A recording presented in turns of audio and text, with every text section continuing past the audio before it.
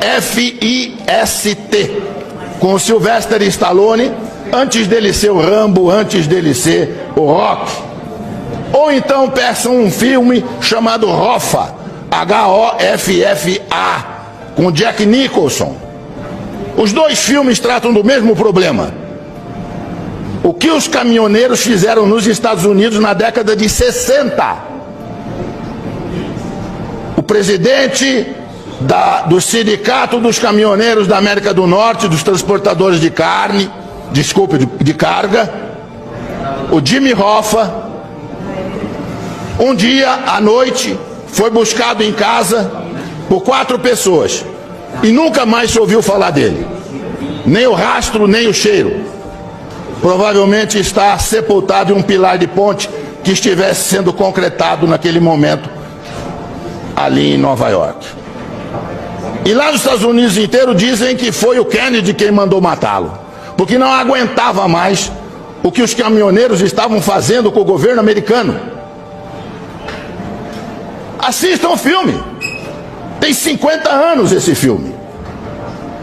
E eu já dizia para os meus alunos então, o dia que os caminhoneiros do Brasil descobrirem isso, e os caminhoneiros do Brasil não tinham organização que os americanos tinham, porque isso foi possível graças ao rádio PX que eles tinham em cada caminhão.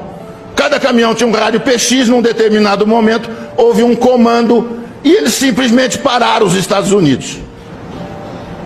Nós não tínhamos rádio PX, mas de repente descobrimos que temos uma coisa que funciona quase tão bem ou melhor, chamado WhatsApp. Os senhores não fazem ideia do que o WhatsApp vai fazer daqui para frente.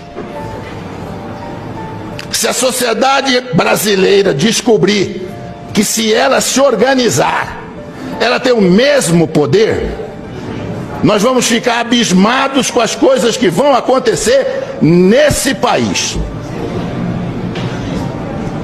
Eu estava nos Estados Unidos em 1976, estudando, e eu frequentava um supermercado que ficava pertinho do apartamento onde eu morava, e lá eu comprava café brasileiro, café cacique. Pois um dia eu cheguei no supermercado, havia uma placa na prateleira onde estava o café, cheio de latinha de café cacique, e a placa dizia assim: não compre café brasileiro. E eu fiquei surpreso, eu falei, se o proprietário não quer vender café brasileiro, é só tirar da prateleira.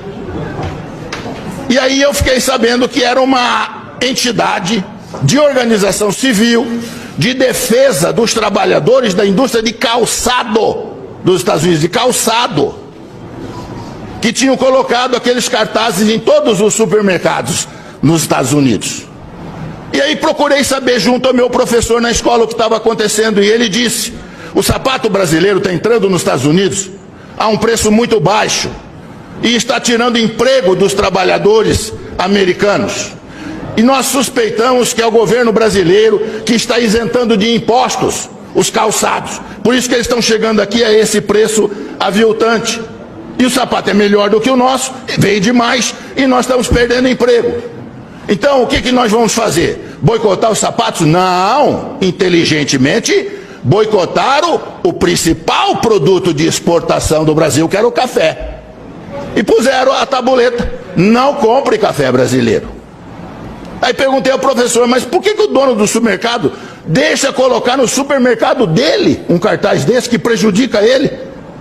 Ele disse, porque se ele não deixar, eles vão boicotar o supermercado inteiro.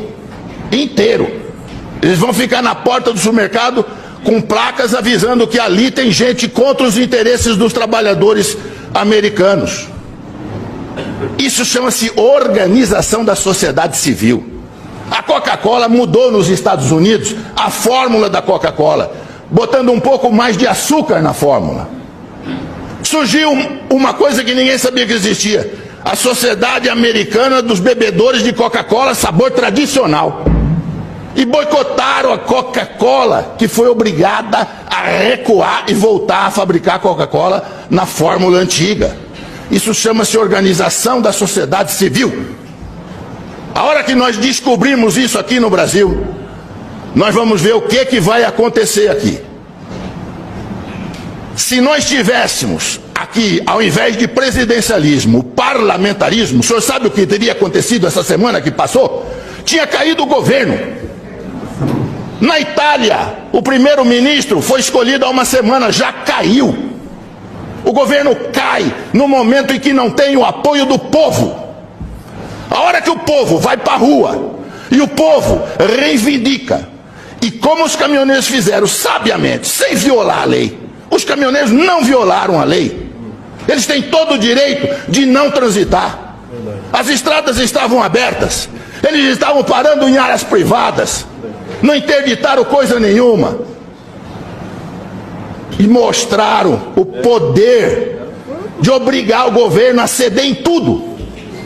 Eu faço ideia se eles tivessem posto na lista de reivindicações, depois de diminuir o diesel, a renúncia do presidente. Quero ver o que o presidente ia falar para eles. Eu não renuncio, então não termino a greve. Verdade. Eu ia ver o que ia acontecer. Abram o olho. Governadores, prefeitos, abram o olho. O povo está descobrindo que ele tem poder. E a hora que ele exercer este poder, nós vamos ver muita mudança nesse país. Muito obrigado.